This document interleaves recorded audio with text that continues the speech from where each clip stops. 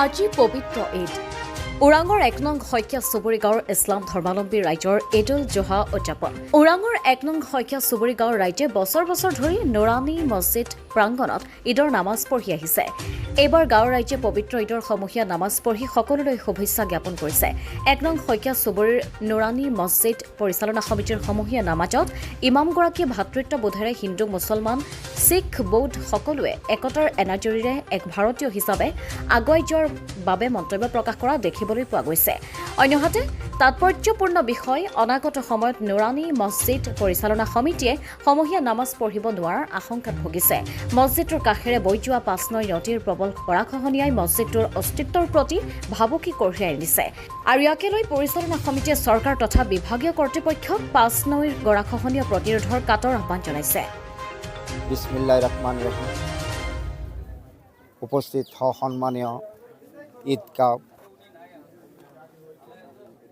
উপস্থিত ৰাইজ, মই সভাপতি হিচাপে মই ক'ব বিচাৰিছোঁ, আমি ১ নং শইকীয়া চুবুৰীৰ বাসিন্দা আৰু মই এইখন কমিটিৰ নিয়োগ আজি সভাপতি। মই ক'ব বিচাৰিছোঁ এইটোই, আগামী আমাৰ এই পিছপৰা জাগাত যাতে আমাৰ গাঁৱৰ যিবিলাক ক্ষুদ্ৰৰ পৰা ওপৰলৈকে যিবিলাক আমাৰ ৰাষ্ট্ৰপতি মুখ্যমন্ত্ৰী ৰাজ্যপাললৈকে আমাৰ এই জাগাখিনি পিছপৰা জাগাখিনি চকু দিয়ে।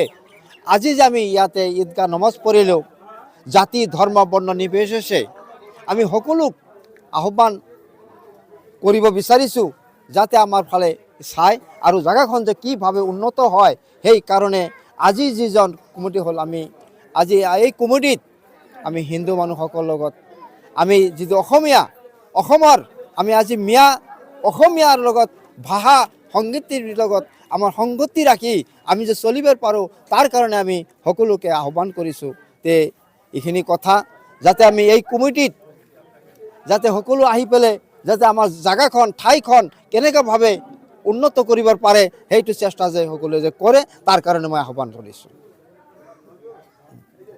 এই যিখন নদী, এই পাঁচনৈ নদী যি গৰাখহনীয়াৰ কবলত যদি চৰকাৰে এইটো চকু নিদিয়ে বা এইটো ব্যৱস্থা নলয়, তেনেহ'লে আমাৰ